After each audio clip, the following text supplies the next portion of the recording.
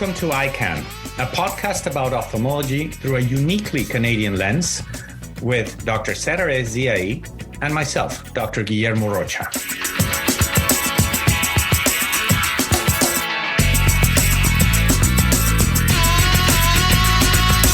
We'll share our experiences as ophthalmologists today and tackle some challenges we face as healthcare providers. Are you ready, Sarah? Let's do it, Guillermo.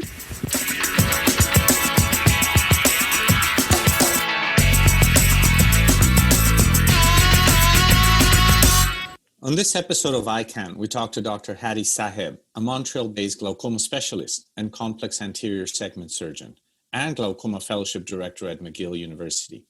Dr. Saheb earned his medical degree and completed his residency at McGill University.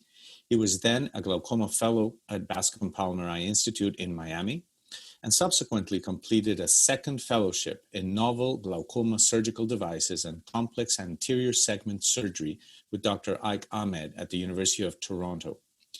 He also has completed a master's degree in public health at the Johns Hopkins University Bloomberg School of Public Health in Baltimore, with an interest in clinical trials and health leadership.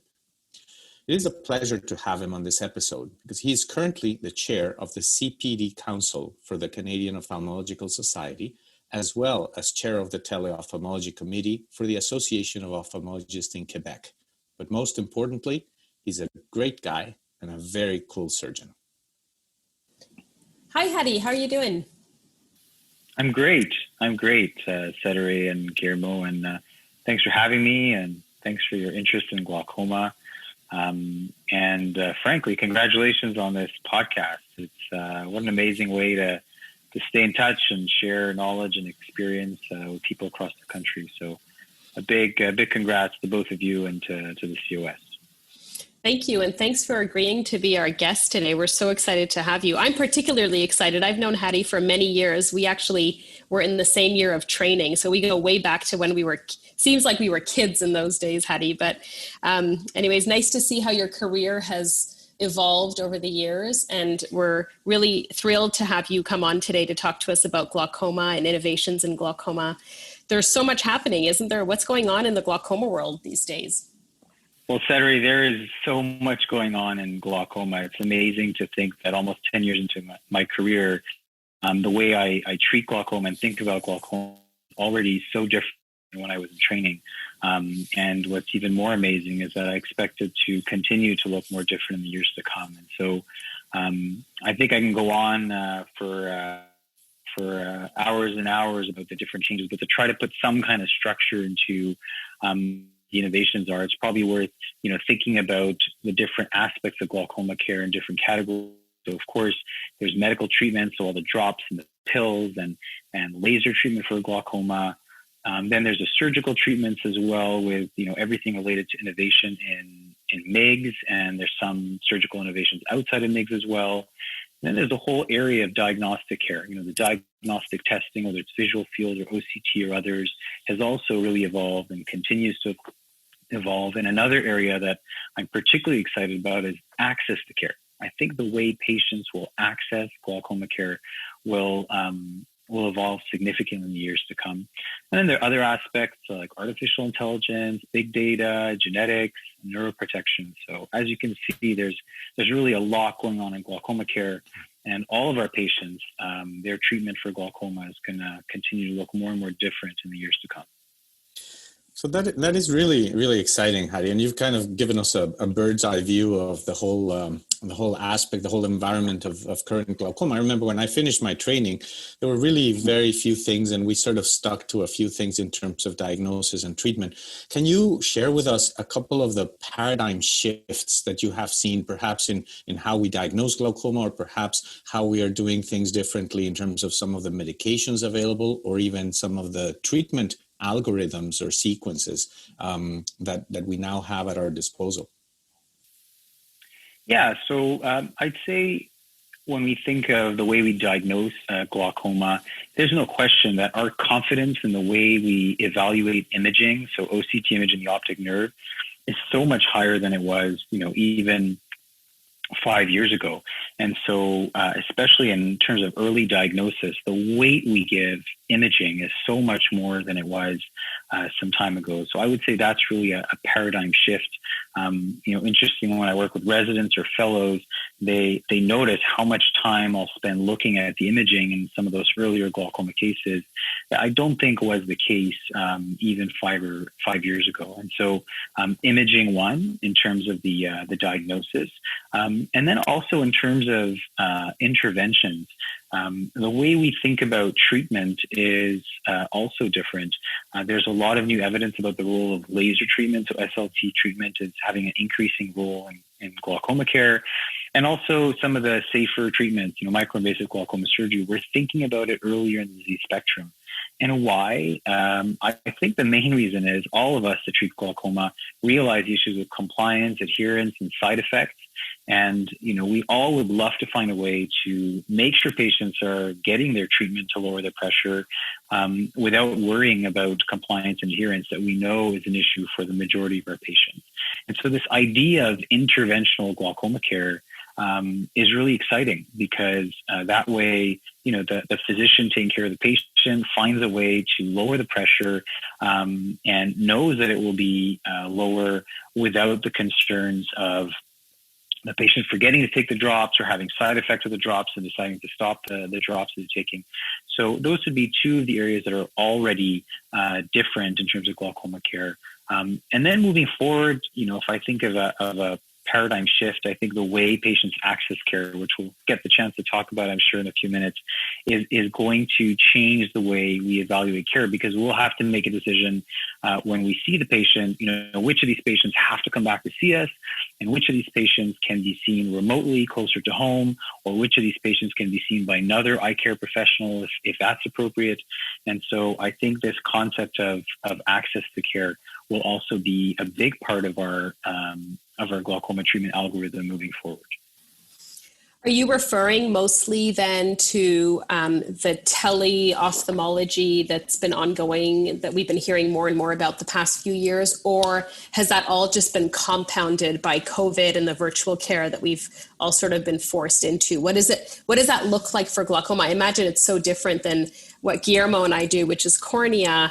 We rely far less on diagnostic imaging, but I imagine that glaucoma lends itself so much better to virtual care and tele-ophthalmology.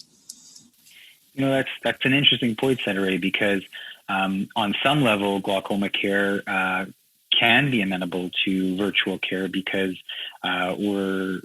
diagnostics are such a big part of what we do, objective data. But at the same time, that's also a barrier because we need those tests to get done, and the patients need to go somewhere to get those tests done. And so I think, where the innovation is going to occur is in how are we going to access that information. So it's OCT, visual fields, pressure measurements. We need to find a way to acquire that objective data. But you don't need all the visits to happen in person with an ophthalmologist or a glaucoma specialist. So if there's a way to allow patients to access those tests closer to home, at a more convenient time to them, in a place where the waiting rooms are less busy, and also a quicker experience for the patients if they don't need to wait to see the physician at the time of their visit. All of those things are added benefits to the patients. And so I think when it's appropriate, a follow-up for glaucoma with all those tests can happen virtually, and I think will change the way the patients experience their glaucoma care. And I think now, teleglaucoma has been a topic for over a decade. You think of places like Alberta that, our Alberta colleagues have been leaders in teleglaucoma. But it's really COVID that has made the interest and the acceptance of teleglaucoma explode. And just recently, the Canadian Glaucoma Society put together a document that you can find online about teleglaucoma that I think can guide a lot of our colleagues that have questions or concerns about teleglaucoma. And it's clear, there are ways to provide virtual care for patients in a way that's more convenient and currently during COVID also safer for them. And so I think, this is really an area that's super exciting for me. And right now, I think patients are becoming more aware of it. And we're kind of in that gray zone where, there's not necessarily an expectation that all of us provide that. But I think we are going to reach a time where patients expect, and I think in many cases appropriately expect, to have that convenience of testing closer to home or at times that are more convenient for them. So interesting, Hady. And you've used a couple of very innovative words, very, very almost scary words, I would say, like artificial intelligence and big data. I always think of Big Brother and conspiracy theories. And, how would you hone that into a practical aspect of glaucoma? I know we hear about these sort of intraocular monitors for pressure, and you're talking about compliance and ensuring treatment. How do you integrate all these concepts of artificial intelligence and big data into the day-to-day management of our patients? What's coming or what is present already? And Guillermo, I'll just start by saying I think it's normal to be a little bit intimidated by the idea of artificial intelligence. Just in the term artificial intelligence, it's as if human intelligence might be taken over. And I think the way to think about it is that artificial intelligence will not replace human care, but I think it will augment it. And so as we think about artificial intelligence in ophthalmology, there's already huge advances and commercially available platforms for artificial intelligence in diabetic retinopathy. Glaucoma is, I think, the next person, the next player on the block or the next kid on the block in terms of artificial intelligence. There's already quite a bit of research done on the diagnosis of glaucoma, and there's increasing amounts of research on the idea of progression analysis for glaucoma. So I think those are the two aspects where artificial intelligence will play a role. And so how will it affect, the way we offer care? I think in terms of early diagnosis, artificial intelligence will play an increasing role. And frankly, I think we've learned from other areas of medicine that artificial intelligence probably can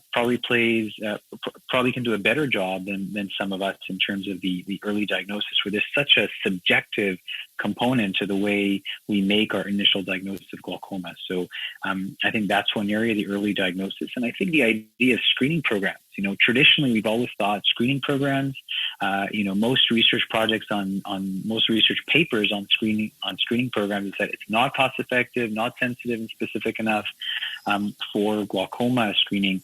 But I think with the idea of artificial intelligence, where it's a software that's making the analysis, and you don't have the significant cost of an ophthalmologist making that evaluation. I think the idea of glaucoma screening will have to be reevaluated with this, integrating artificial intelligence. And I'm pretty sure that artificial intelligence and screening will come back to allow our populations to be screened for glaucoma in a better way than it's been done historically. Mm-hmm. Hady, what is all of this information about the new changes in the realm of glaucoma? What does this all mean for our patients? How do you think glaucoma care will look different in, say, 5 years from now compared to 5 years ago? I mean, we know what it looks like now, or how will it look like in 10 years from now? Do you imagine it being very different than what we're seeing now? Yeah, I think there are different aspects of the patient journey that will look different in 5 or 10 years from now. So I think, one concept is that we are going to be able to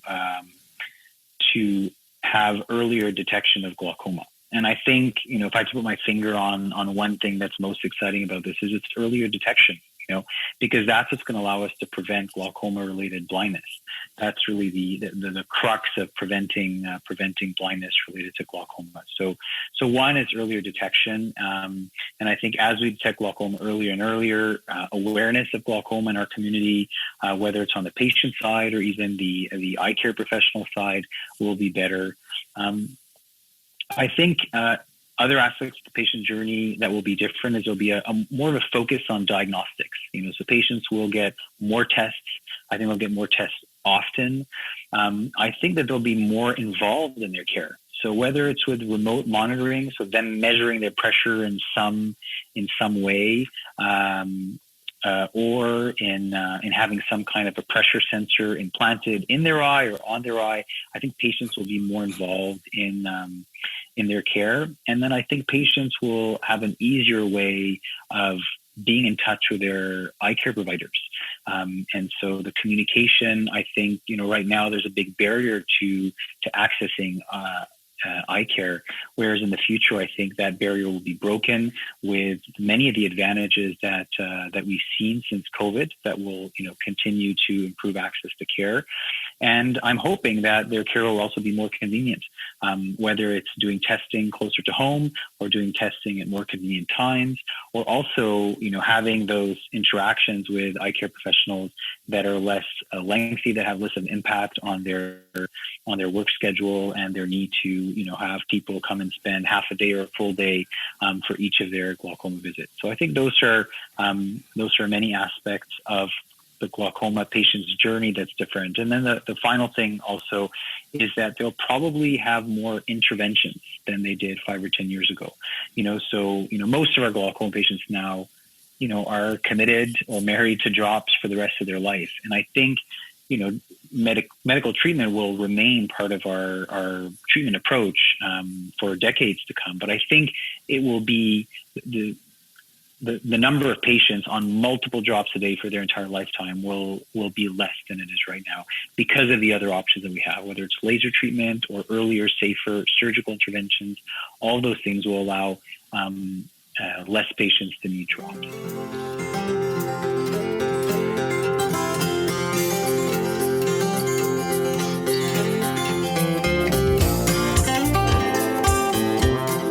EyeCan wants to know what you think. Please send your comments on today's episode or any suggestions you may have for topics or features to communications@cos-sco.ca, and we'll try to incorporate them into future episodes.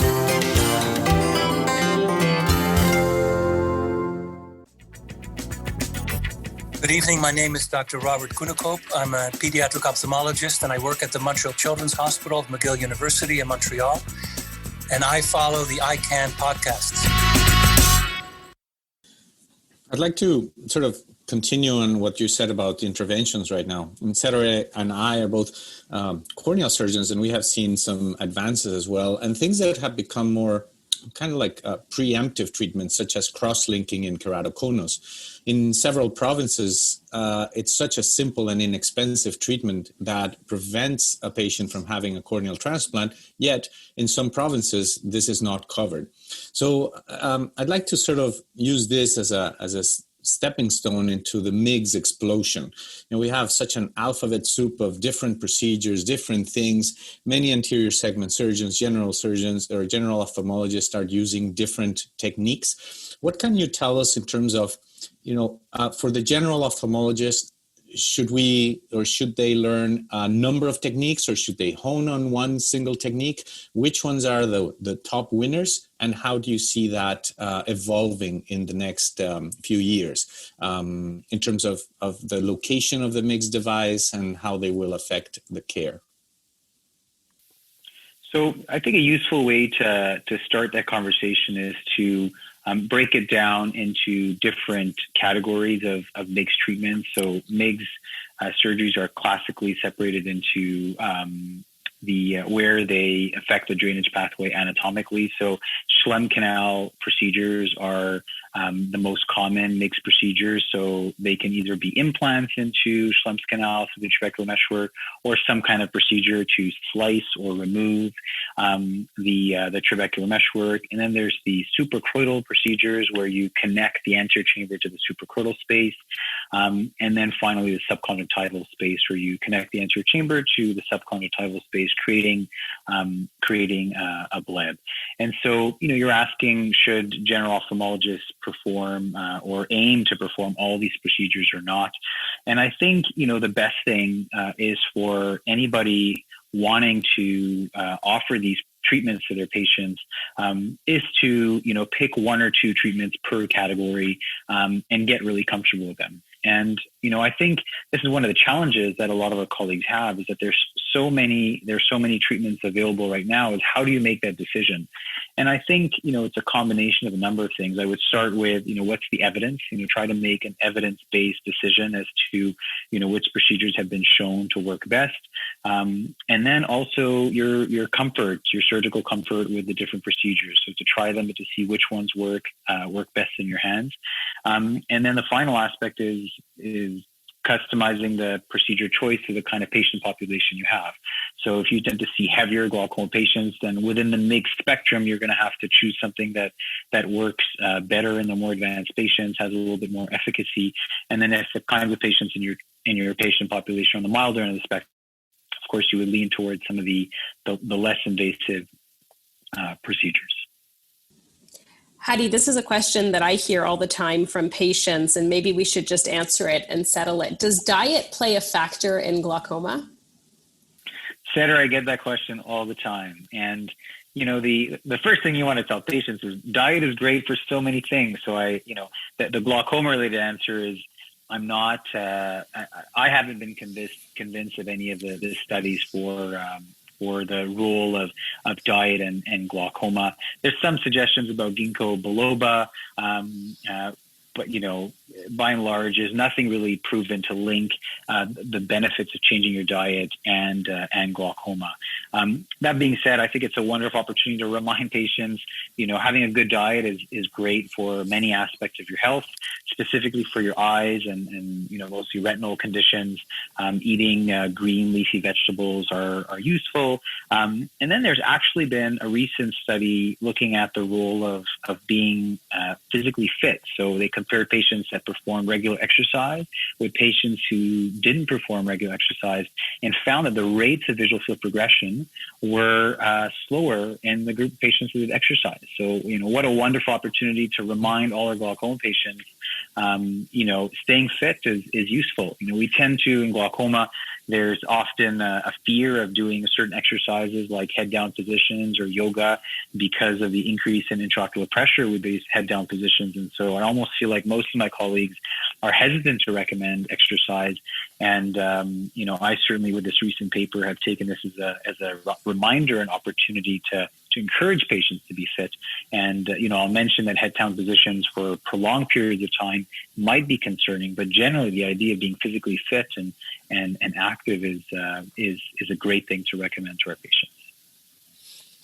That's amazing. Along those lines of sort of kind of innovations and other things, thinking about outside the box, what is the role of gene therapy as one? That's one question, but also kind of tagging along with it. What about neuroprotection? Ever since I was a resident, people have been talking about neuroprotection. There seems to be nothing there. So is there a way that any of these aspects, gene therapy or neuroprotection, could play a role in the future or currently? Yeah, I'll talk mostly about neuroprotection. And, neuroprotection is our dream. If we can have neuroprotection, then, everything else we're talking about becomes less important if you can protect that nerve. And as you said, Guillermo, nothing, is currently commercially available. And there was a study a number of years ago looking at a medication for neuroprotection that unfortunately did not show benefit. But currently there is interesting work being done on something called CNTF, so ciliary derived neurotrophic factor. One of the main researchers is Jeffrey Goldberg at Stanford in California, and it's showing a lot of promise. And so I think we're still quite a few years away from this being commercially available to patients at large, but I think that this is an area of real excitement in glaucoma care where we can finally offer patients something along the lines of neuroprotection. So definitely, something to look forward to for all of us. Hady, 2020 has been a strange year for everybody, I think, and I really appreciate everything you've been able to share about glaucoma and innovations and treatments for our patients. Tell us on a different note, what has been some of the highlights that you've been able to pull out of this year? Did you take on any new hobbies or start something interesting in your life or share something fun with us about 2020?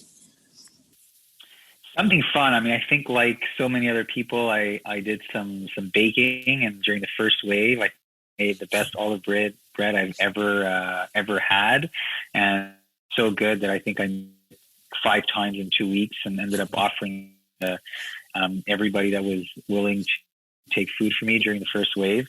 And so, in terms of fun stuff, also, I've got 2 young boys at home, and it's been amazing how much more time I spend with them. You don't realize how much time you spend at work-related events, whether it's evening events or traveling. And although I miss seeing my colleagues and, shaking their hands and giving them hugs and having that human connection, being able to replace all this transit time with family has been really amazing.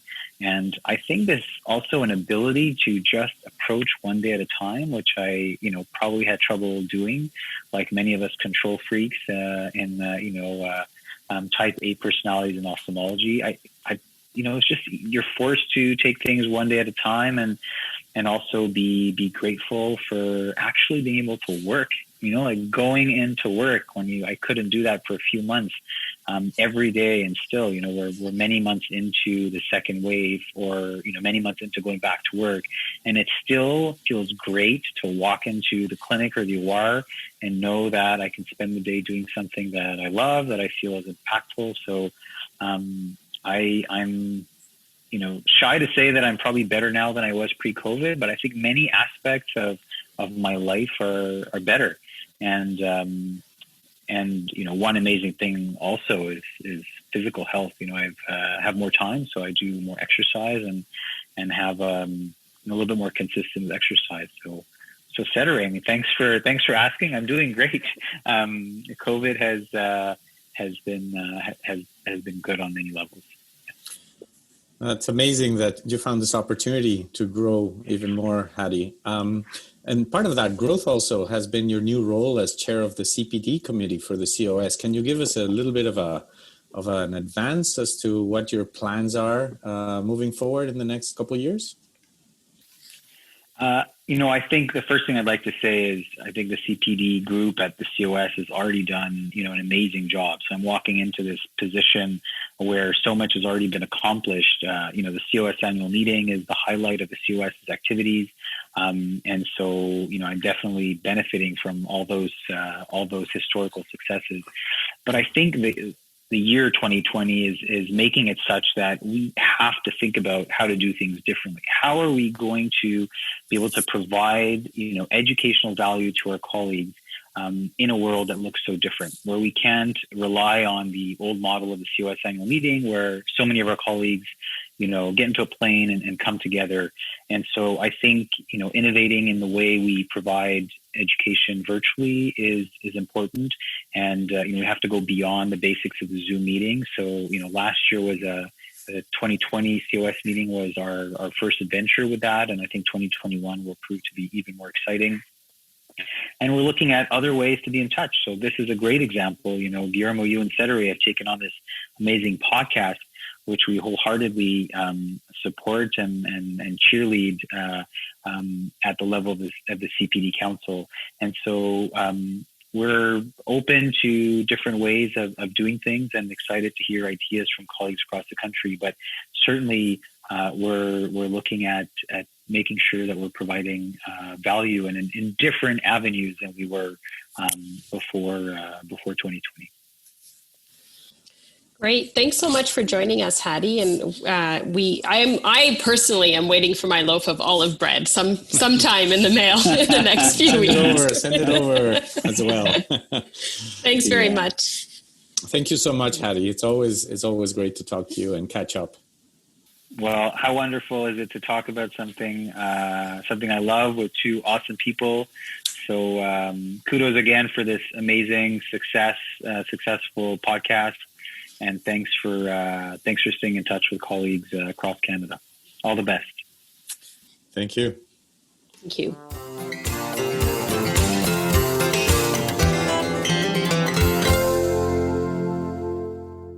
Thank you to our guest, Dr. Hady Saheb, for joining us, and we look forward to bringing you more episodes. Here's what's coming up on our next episode. This is Dr. Jim Chodosh. I'm the Edith Ives Kogan Professor of Ophthalmology at Harvard Medical School, and I work at the Massachusetts Eye and Ear in Boston, Massachusetts. I think that outside of the Northeast, in many parts of the country, in the U.S., the virus was so politicized at the federal level that it became really impossible to convince people that it was real. Mm-hmm. They needed to take measures. People saw it as an individual liberty rather than protecting others, which was a huge error. And I think we can fault leadership.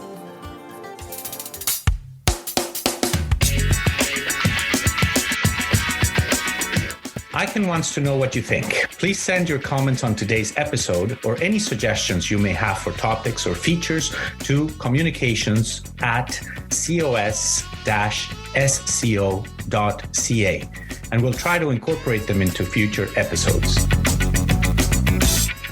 The EyeCan podcast is funded by MDF Affinity Grant. It is brought to you by the Canadian Ophthalmological Society, directed by Eric Johnson, and produced by John Allaire from Allaire Strategic Works.